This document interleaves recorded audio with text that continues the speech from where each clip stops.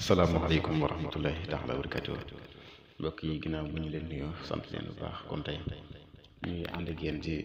seen télévision bi tudd LDS actualité kon ñuy indi ay jàngat ci mbiram Wagner yi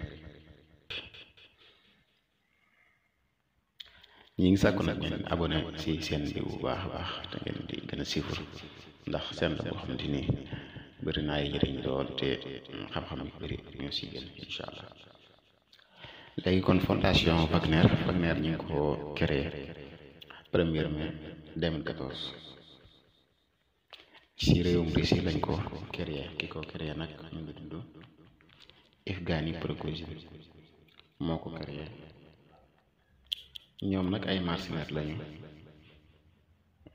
opération clandestine la ñuy def depuis 2014 mooy seen opération yi gën a mag nag ñu ko def si guerre Russie-Ukraine bi nga xam ne ci la ñu nekk lu jiitu loolu nag depuis 2014 bi nga xam ne nii moom lañ ko créé am na si yeneen dëkk yu bëri yoo xamante ni ñaa ngi fa nekk di fa amal ay opération militaire ak yu mel dëkk yu mel ni si Syrie ak Soudan ak Libye wala sax ba Centre Afrique wala Venezuela ak Mali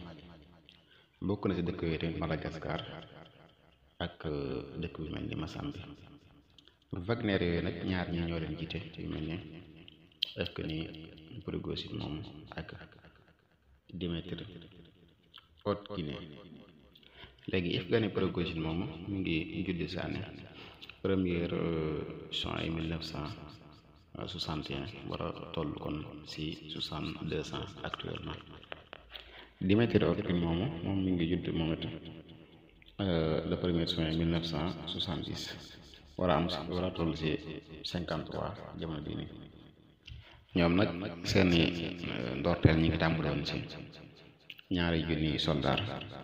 lañ commencé woon depuis 2014 léegi nag dem nañ bàgg si 50,000 soldats. lu ëpp si seeni financement rek mi ngi bàyyi ko ci ministère de défense bu Russie.